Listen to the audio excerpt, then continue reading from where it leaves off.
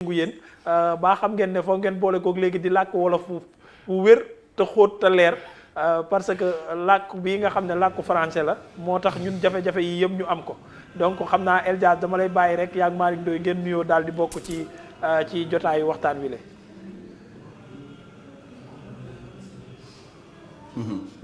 waaw Ahmed ñu ngi lay nuyu yow mi ak ñi nga nekkal ñëpp ci plateau bi di nuyu sa invité di am contentement tey dalal El Diaz moom muy nuyu fii comme keroog ni ma ko defee ak Poposa waaw mu tegal ñu affaire yu yànj yi nii xam bu ma paree ma rey sama bopp balaa loolu nag ñu bàyyi ko mu dugg nuyu yéen ñëpp waa internet du Seneweb bi ak ñu nekk ci plateau bi El Diaz. waaw salaamaaleykum avant tout maa ngi lay nuyu yow Malick di nuyu sa caméraman bi di nuyu képp koo xam ne mi ngi ci plateau bi Seneweb instant yi di nuyu képp koo xam ne yaa ngi ñuy seetaan jóge naa fu ma toog ñëw fekk la ba fi nga nekk nuyu la nuyu bu sell muy asalaamaaleykum di wax comme boog ñu ngi ci 10 derniers jours yi di wax mooy période boo xam ne lu ñu mun ñaan nañ ko ñaan rek di sàkku tamit ku ñu mun ñaanal tamit nañu ñaanal ñun tamit duñu fàtte kenn si ñaan di leen wax daal ñu ngi leen di ziare bu baax a baax ci weeru koor bu sell bi. waaw Ahmed tey loolu la El Diaz nuyoo ma bàyyi ngeen laaj ko seen ay question ngeen dalal ko foofu noonu. waaw El Diaz fi ma koy dalalee mooy fi mu ñu fekkoon ñuy waxtaane ak professeur Daouda Gueye parce que moom moo nekk suñu gan tey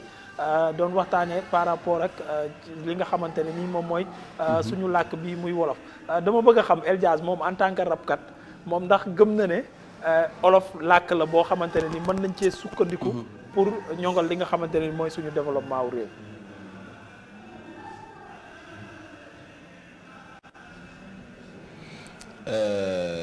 Cey Malick sama copain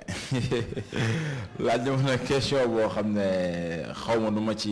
ma ci tontoo sax parce que peut-être xarañu ma ci côté boobu mais comme lu ñuy wax rek chaque jour nit da ngay fier ci sa drapeau ci sa langue yaa ngi comprendre ñun nag gëm nañ ni nag fépp fu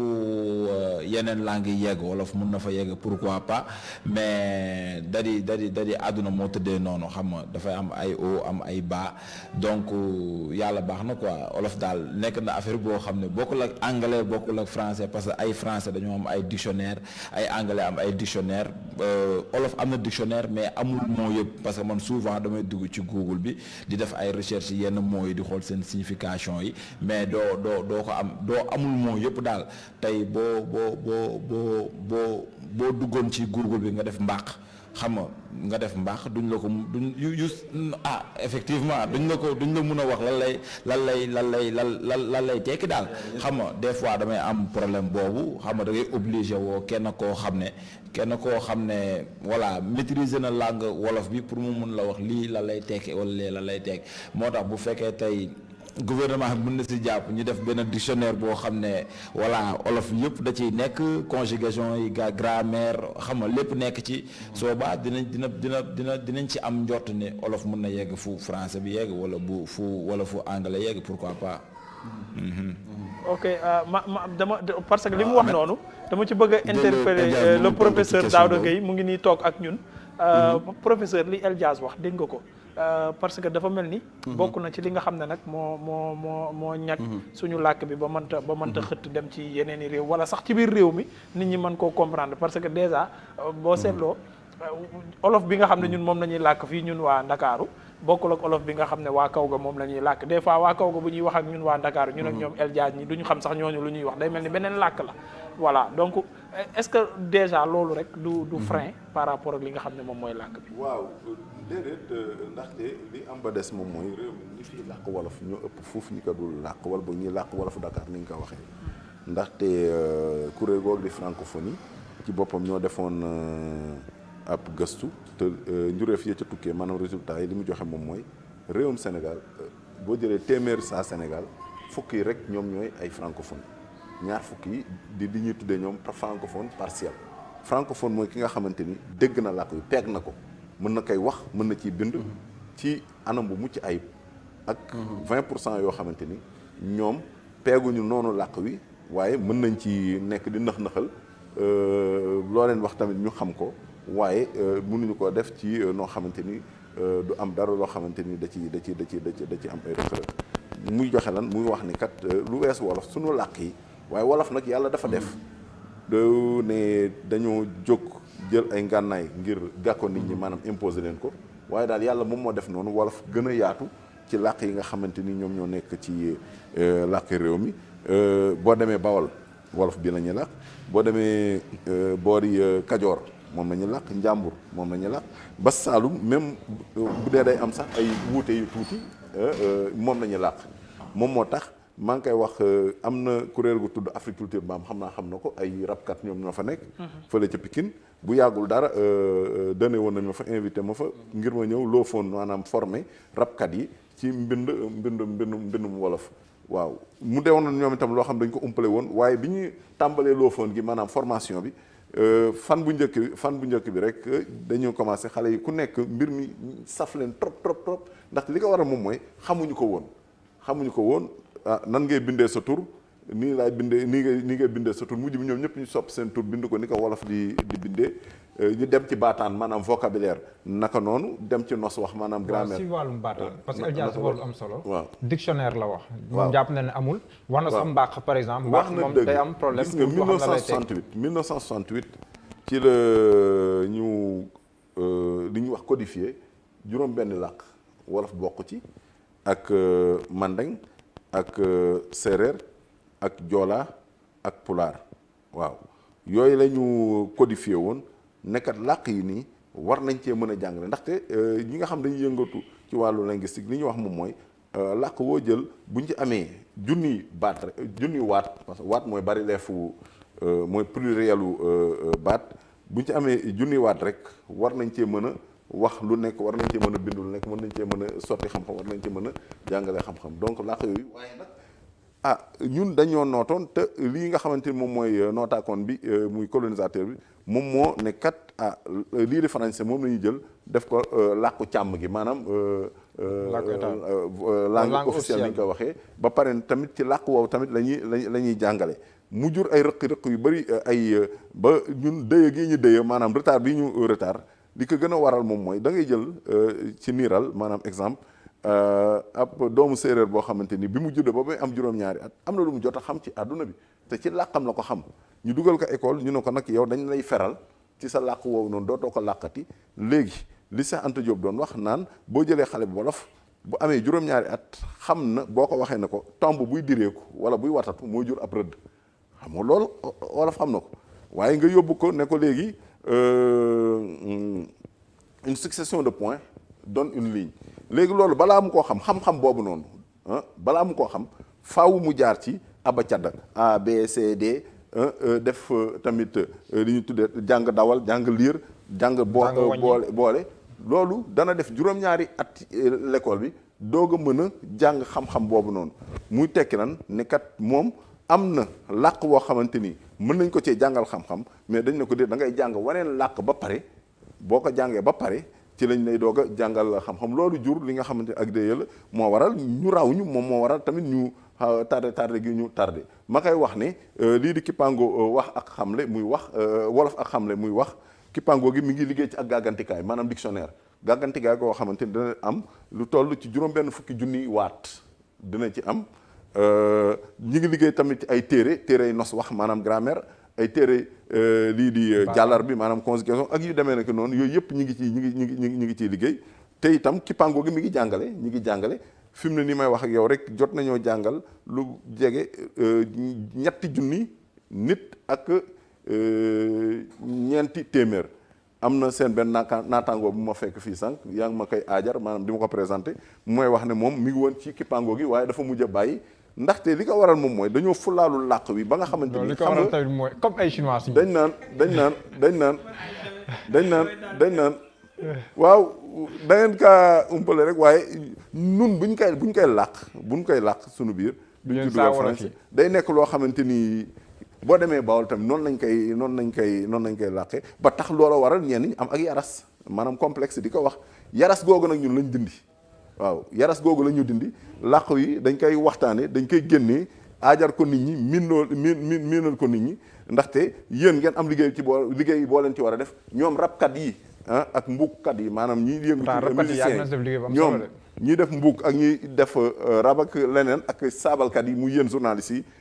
am na liggéey boo leen ci mën a def ndaxte boo leen ko jëlee rek miinal ko nit ñi ndaxte nit ñi dañ leen di topp maanaam dañ leen di suivre nit ñi dinañ ko miin te buñ ko miinee rek dootul nekkati loo xamante ni comme ni kii Mouhamed di wax day xaw a nduróog ay chinois. jërëjëf El bu fekkee yaa ngi doon dégg professeur Daouda Gueye dégg nga kàddu yi mu fi yëkki yow la déjà dégg nga façon waxin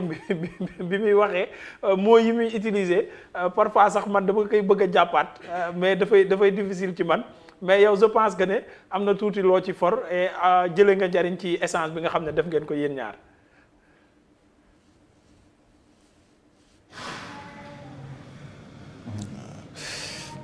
am na lu ma xaw a réer ci question bi de déggu nga. Ahmed ñëwaatal ci question bi mu gën a. dama ko doon laaj li nga xam ne kàddu yi nga xam ne professeur Daouda Gueye yëkkati na ko fi par rapport ak situation suñu làkkum réew mi wax na aussi ba wax ne demoon na fi sax fële nga xam ne moom mooy agriculture urbaine noo waxee woon formation bi sax. doon nañ loofoon foofu loofoon mooy formation. ca agriculture urbaine ak yenn rappeurs yi nga xamante ne ni ñu ngi fa woon donc yooyu yëpp mu nekk ay jéego yoo xamante ne ñoom ñu ngi koy def mais yéen aussi par rapport ak culture bi nga xam ne moom ngeen di def ak essence bi nga def nii lan nga ci jëlee comme njariñ.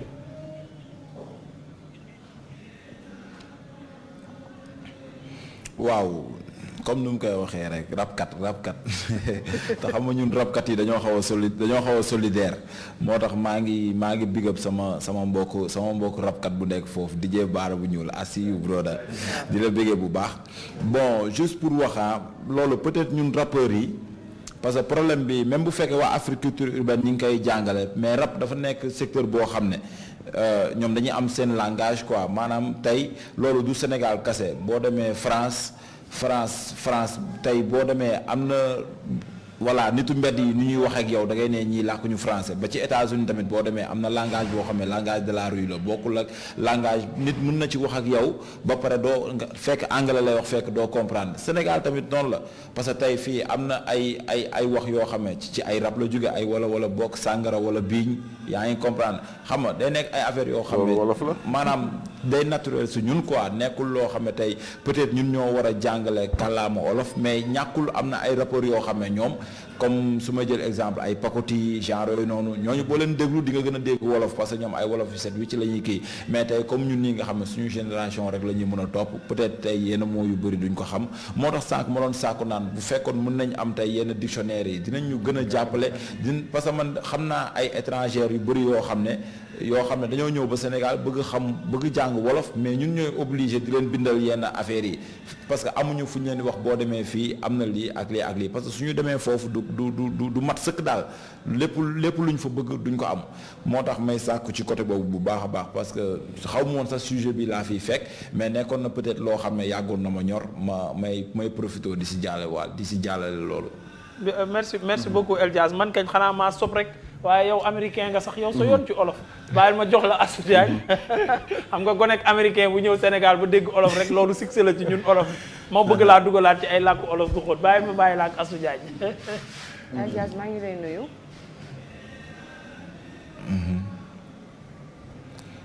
maa ngi lay fay Astou.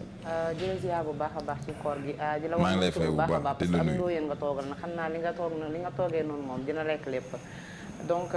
man ci côté kii rek laay waxee ci côté programme bi nga xamante ne ci côté programme bi nga xamante ne wala classe calendrier boo xamante ne peut-être yaa ngi koy waajal est-ce que mën nga ñu ci wax tuuti maanaam ci sa côté carrière looy waajal après parce que gëj nañ la dégg gëj nañ la gis lan ngay waajal après Korité.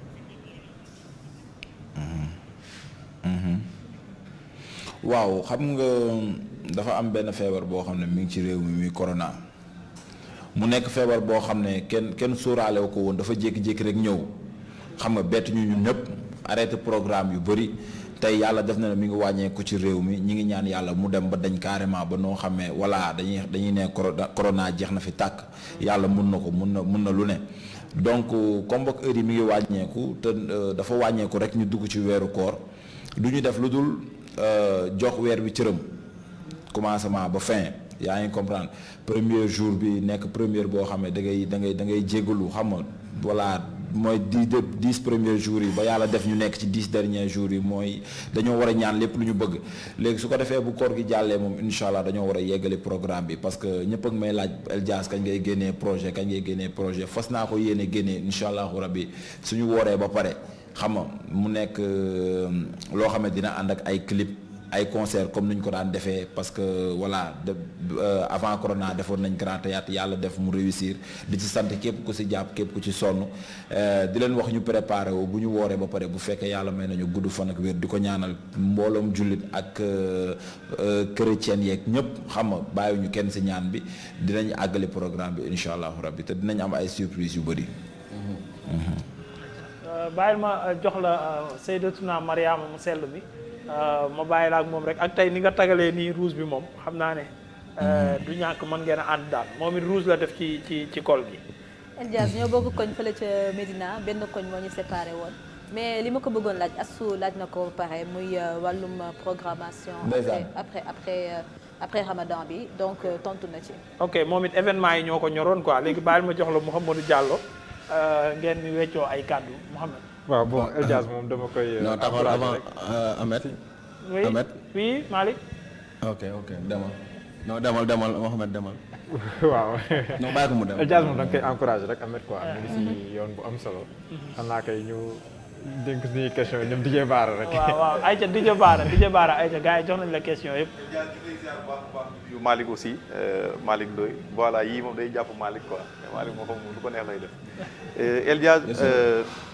comme que kii dugg na ci question projet ak yooyu noonu man damay ñëwaat tuuti xaw ma damay yeewaat fitna wala dama bëgg a xam fitna bi fu mu toll parce que gisoon nañ yow nga entamé woon benn guerre ou bien benn clashante entre yow ak Taïji Sine ba jotoon na am lu ci am mu neexaloon game bi trop quoi mais ces temps-ci dafa mel ni da ngeen jënd glace yi artistes yëpp daal di koy teg daal di delloowaat coow li ci suuf commencé xaw ma pii seen loo bi ngeen commencé dund wala parce que récemment gis naa bi mu defee mariage am nga publier li nga xam moo di photo bi daal di koy féliciter genre yooyu noonu quoi ndax da nga suul guerre bi nga xam ne moo amoon sa digganteeg Taïji Sine parce que loolu nekkoon na benn affaire boo xam ne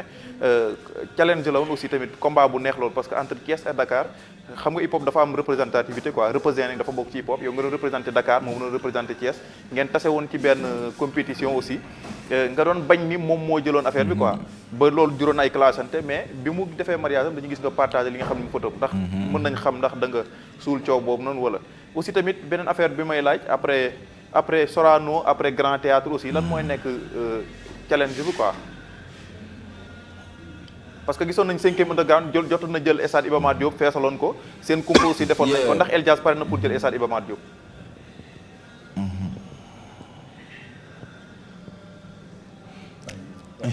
waay Baara da nga maa kii man dama ko doon laaj ndax du jël stade Léopold parce que moom bokk na ci rappeurs yi nga xamante ne tey fu mu dem day fees léegi man dama doon laaj ndax jëlul stade Léopold parce que moom dafa fu mu dem daan fees te da ngay gis rappeur boo xam c'est pas évident mu commencé fu mu dem mu fees léegi yow loolu nu mu demee noonu waaw avant tout comme Baara question bu mu njëkk a posé fa laay dem mooy damay nuyu sama xarit laay wax sama frère Taïji Sine di nuyu jabaram bu baax a baax parce que déggante nañ ba mu paas ma jabaram parce que du ñu ay noon xam nga temps bu ñu toog yëpp ay clashante di am musuma ko yéene lu ñaaw te man tamit wóor na ma tam musuma moom tamit musuma yéene lu ñaaw parce que jullit laa ñaari jullit du ñu yéenante lu ñaaw mais nekk na loo xam ne am na jeex na juboo nañ xam nga mais teewul tamit ëllëg voilà bu ñu war a jàmmaarloo keneen dañuy jàmmaarloo de te mun na nekk ku nekk tamit xam nga àdduna moo tëddee noonu neexul Baara neexul Malick ngay nekk ci benn famille sax des fois ñaari bokk ndey ak baay ñu xaw a laale loolu du fi jóge xam nga mais nekkul dañuy continuer di nekk ay ennemis for life yaa ngi comprendre day am fu muy yam xam nga parce que du ñu ay nit yu soxor naturellement donc maa ngi koy ñaanal moom Taïji Sine ci barke weeru koor bi sëyam boobu barkeel yàlla mook jabar ji ñu jur ay doom yu barkeel xam nga invité na ma Thiès incha allah dinaa fa dem man tamit ànd ak sama jabar xam nga ñu toog xam nga wan gars yi loolu la sénégalais loolu la gem bi laaj daal xam nga su jaree ñu amaat yeneen xare tamit dañuy amaat yeneen xare bu ñu jugee foofu mooy bëggoon naa balaa ngeen di dem grand théâtre rek stade yeeg yooyu di ko feesal parce que temps yi sa réponse bi moom neexul sama gars yi animateurs yi parce que xam nga hip hop moom dafa xaw a yor jikkoy làmb su géeyee rek reporteru làmb yi dañuy wéet ñoom Lamine Samba duñu am lu ñu wax moo tax ñoom Malick Ndoye yooyu kontaanuñu ak Baara mais après Taïji Sine aussi yow ak Dip gisoon nañ seen relation ñu mel mais temps yi gars yi ñu ngi naan dafa xaw a am ñagas-ñagas loolu lan nga ciy leeral ak Cap de Sës ak waa Fuken Cook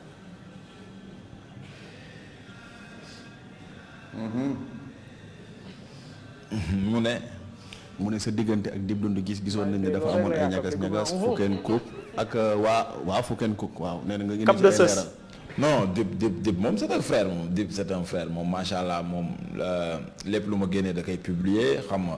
man tamit même chose des fois dañuy yónnante message yaa ngi comprendre su ma xewlee daf may yónnee message ñaanal ma xam nga ay Cap de Sës yooyu yëpp ay histoire yu passé la xam nga tey man ñaan naa yàlla bu affaire yi jeexee léegi sax damay xoolaat kenn singali ko rek takkal ko pot nee ko yow saa neexoo ma de te du mujj fenn fekk au fond sax amaana yow kooku noonu da nga koo bëgg parce que man moom noonu laa mel man yàlla def na ne sëñ Tuubaa xam ne mënumaa bañ nit daal yaa ngi comprendre xam nga voilà donc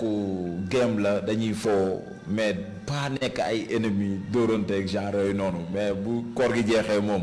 cokkaas yi dina commencé waat xam nga voilà mooy loolu yàlla baax na. mais Ahmed foo ñu waxatam parce que temps yi dafa bëri quoi si game bi gars yi dañuy jënd glace rek. jënd nañ glace gis nga bëri na. frigo sax dañuy jënd ci gàttal instant bi ñi mu amaloon adversaire ñëpp nee na xam nga léegi grand la xam nga mu def ni coppite bu rouge. certes kii bi xam nga gisuñu fi. Baara kañ nee na congélateur lañ jënduñu glace. léegi est-ce que loolu noonu tey jënd glace bi tey du game bi du yàq game bi. non baa leen wax boobu saa yi koor gi la nii rek gars yi xel yi day dem ci yàlla yaa ngi comprendre gars yi dañuy julli waxtu juróom saa yi xam nga dee di ñëw nga xam àdduna existé na mais bu koor gi jàllee ba seytaane indiwaat arme yi tàkkante bi day commencé waat de lu leer laa lay tegal tàkkante bi day commencé waat bu baax a baax xam nga saa yi man kenn ma ci sama bopp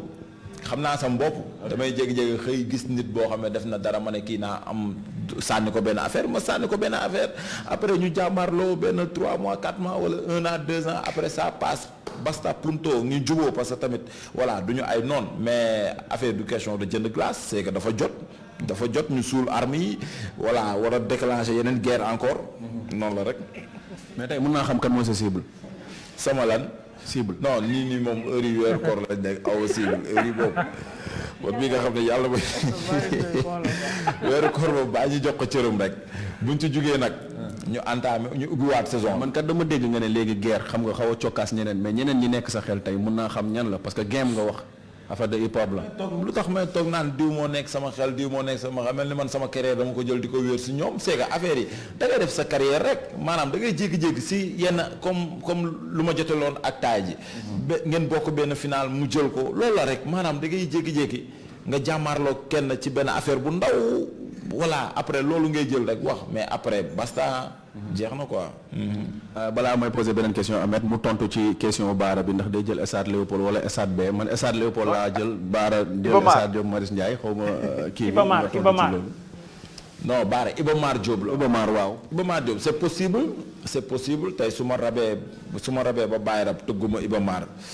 yàlla mun na ko dogal mais ñaanuma yàlla loolu su ma sañoon dinaa jaar Iba Mar incha allah marqué fa sama empreinte te bés moo fa tëggee nag ñu fa mësoon tëgg yëpp dinañ xam ne kii moo fi dëkk. waaw lii la soo baa sama grand killa laay njëkk killa si moom dina xam ne Jazz moo dëkk Medina. mais Jazz xam nga parce que. Jazz dina nekk lu doy waar loo xam ne sama terrasse boo fi taxawee da ngay tiim stade bi waaw. bu ñu xoolee ñi dëkkul Dakar ñoo gën a feesal stade bi booy xool nit dof kër gi crew ak lu birig ñoom bokk nañ ci ñi gën a feesal stade par rapport ak Médinois yi ak waa Dakar yi. ak dip feesal na ko. waaw dip waaw non ñi dëkkul Dakar laa la déggoo li ma la wax de man sama waaw man sama carrière incha allahu rabbi moom fépp maanaam lépp lu booy Médina musul am ci ay côté feesal saal ay côté jël lii jëlee incha allah bëgg naa ko matale balaa maa bàyyi te maa ngi ci tànk yooyu daal xam nga donc nañ toog seetaan moo dàkk si ndaje incha allah. parce que coow lee fi nekk rek mais avant corona sama xel fu mu nekkoon ba ñu demoon di ko négocier di démarche xam nga foofu su ma ko waxoon fii ngeen ne booy bi nag yëpp naan si wuñu non du Léopold dëgg yàlla du Léopold mais su ma leen ko waxoon te jamono jooju ñu ngi ci woon à 100% nag ñu ngi ci woon à 100% nag waaw saa yi fii gars yi dañoo am fit de ñun bu ñuy jël grand théâtre saa yi heure yi ñu bëri ko mu ñu ko woon de nit da lay jege sax da daan wér di nekk ak nit naan ko kii ndakate wérul mais événement bi li ngay gën a liggéey ñuy gën a jege gars yi di xam ne lii mën na ne ba nu muy desee 3 jours nag si lañ xam ne lii mën na ne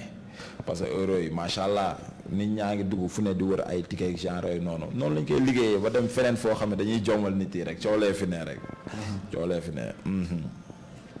merci beaucoup El Diaz Malick ma bàyyi la nga daaneel ak moom rek ñu daal di leen bàyyi ngeen def yëfu jaañeen.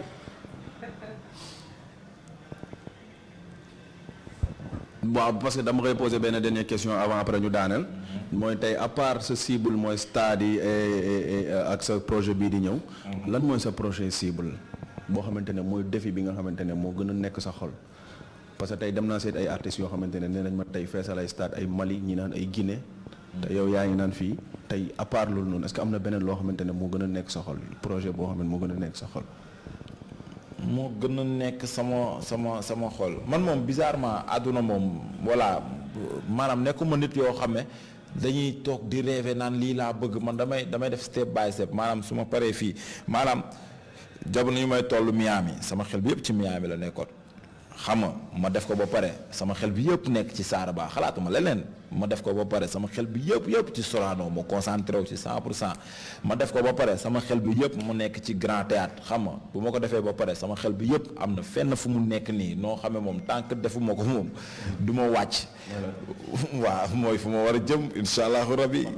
non loolu surprise la xam nga loolu nit ñi war nañ ko xam sax war nañ ko xam parce que jarul nekk fii sax di denc di guddal jël di jouer film wala waa genre yooyu noonu man wax dëgg yàlla man su ma soxee room xam nga Iba Mar laay def concert insha allahu rabbi xam nga gars yi xam ne booy bi nag moo fi dëkk booy Medina yée soo baa soo waa ba ma war a génn suñu kër su boobaa su may def stade sama kër laay wàcc dox waaw sama kër laay wàcc dox insha allah waaw ñu bàyyi la nga tàggatoo ak ñi la doon seetaan tey internet mbokk internet yi la doon seetaan tey Seneweb nga wax ñu tey la ngay tàggatoo. waaw avant tout damay big up ku ma solal tey sama grand Mbaye Ngom borom Mazalik Couture vraiment sama grand bu baax la bi nga ma woowee xam nga da nga ma yéex a woo dama ko woo nee ko lii la mu ne ma kaay ma jaar mu jox ma affaire baa ngi nii xam nga di ko remercier bu baax a baax di lancer tamit benn appel boo xam ne gis naa tamit sénégalais yi xewal ko trop muy ci weeru koor bi surtout sama mbokk artistes yi xam nga ku ci nekk woote joxe ndogu yaa ngi comprendre xam nga médiatiser xam nga man personnellement damay wax sama secret bu gën a mag ci àdduna mooy def te yàlla rek a tax xam nga loolu dafa am solo trop ay weeru koor dafa nekk ay weer yoo xam ne dafa sensible maanaam ci ngay profité luy defar sa at bi yëpp lépp looy defal te yàlla rek tax jarul ay woneeg ay yi parce que benn caméra bu tàkk dugal ko ci benn site rek coow lee fi nekk rek mais pour nga am ci dara pour yàlla may la ci dara day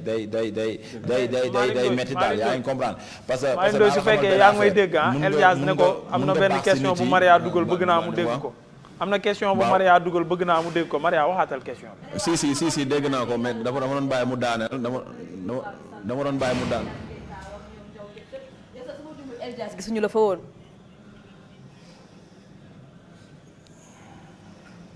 non man du question parce que ñooñu noonu ngay wax samay frère lañ ay El Hadj Keita ay Diaw Ketchup mais man en général laay wax quoi ak si sama xel bu gàtt maanaam damay inviter nit ñi pour ñu tàmm di def te yàlla rek a tax parce que lu ma wax nii am naa droit wax ci parce que man boo xoolee pour dire vraiment loolay sama secret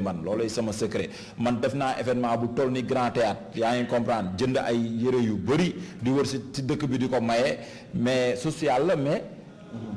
image yooyu mosoo ci teg sa bët parce que ki ngay may bëggul nga wane ko xam nga def nañ fii tamit kii ni ñu koy waxee consultation gratuite mais image yooyu wane wuñu ko parce que ku ñëw amul lu mu fajoo nga koy faj bëggul nga wane ko yaa ngi comprendre tey nag ay weeru koor nag sooy joxe ndogu defoo pour nit ñi ne da ngaa baax da ngay def pour yàlla daal donc def ko te yàlla rek a tax ci sutura ci nga ciy gën a am dara que nit ñi ne da nga baax parce que comme li ma la wax sànq mun nga baax si nit yi bon si yàlla.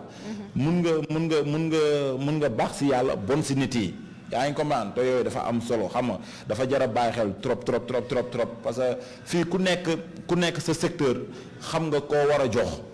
ku nekk sa secteur xam nga koo war a jox mais kooku boo defee tànt woo ay caméra même bu fekkee xiif da koy rey du ñëw. xam nga même bu fekkee xiif da koy rey di ñëw léegi ki nga war a jox demal nga jox ko nànk ci sutura saa waay après si ngay ëpp yiw daal di leen wax man kontaan naa trop def émission bi ak yéen parce que Malick c'est mon ami c'est mon frère Mohamed aussi DJ Bara aussi xam nga ak sama jigéen yooyu toog foofu di leen ñaanal bu fekkee amuñu borom kër yàlla nañ gaaw am borom kër xam nga ku ci am borom kër tamit yàlla def nga sëy fa ba koro ngay sàngoo suuf xam nga di ñaan jàmm yàlla Sénégal di wax Macky Sall nañu def comme Amadou rek. bu ñu defee comme Amadou rek Sénégal dina neex. waaw Ahmed. waaw loolu wax leer na nañ. Ahmed yaa ngi may dégg. maa ngi dégg bu baax a baax Malick El Diaz dafa mën a tooñ quoi. Ahmed. waaw. dafa mën a ma bàyyi leen ngeen tàggatoo rek parce que célibataire yaa ngi seen web ne gàñ kenn mënu leen jël bu fekkee ñu am na ñu ñu seetaan ngeen dem seen ay tonne célibataire a fa nekk waaw boobu mooy benn ñaar yàkkamti woon naa affaire bi jeex parce que lekk yi ma tiim ni foog ma ñëw song comme ni ma defoon fële xam nga def yëfi ndooyeen et tey kontaan nañ tey dalal la fii nii may wax sa invité ne ko comme li Diaz wax artistes yi nii bu ñu fàtte ne langue bi ci culture la bokk ñoom mun nañ jël tey jëlee ko fi yóbbu ko fële comme El Diaz moom nee na ñu defaral ko dictionnaire mu ñëw xam nga gën ñu jommal te moom dañuy faral di gis ci clip mi tout le temps day sol ay yére wolof ñu ngi koy taxé kat rap mbalax lay def day jël ay percus di ko dugal ci ay sonam loolu yëpp pour mën a exporter tey suñu culture mi Sénégal donc ngeen defaral ko li nga xamante ne moom mooy dictionnaire xam nga bu ko defee mu naan yaa ngi baax fi ko fii xolam di baax ñun tabaaraka waaw léegi nag ngeen gaaw ñu tëj bàyyi ñu doon ci affaire yi mais di ko jégalu waale bu baax ci erreur de communication bi parce que moom daa yaakaaroon ne waa plateau Seneweb bi yëpp ñooy ñëw këram donc loolu aussi ñu ngi ciy jégalu bu baax a baax te yéene bi yàlla na la ko yàlla fay yiw bu bëree bëri donc ñu ngi ciy jégalu erreur de communication boobu noonu da moom il croyait que waa Seneweb bi yëpp ñooy ñëw waaw ñu ngi ciy jégalu bu baax Diaz ñu ngi ciy jégalu mais yóbbante ko Malick Ndoye ak suufal bi rek. nga ko garaawul. non amul cool ñoo far yéen c'est la famille yéen lu leen neex def ma yéen a tey. merci beaucoup léegi depuis Médina di leen jaajëfal bu baax a baax ci li nga xamante ni moom mooy ndogu ak buñ ci jógee nag dañuy dellu si waat ci plateau bi di leen fàttali ne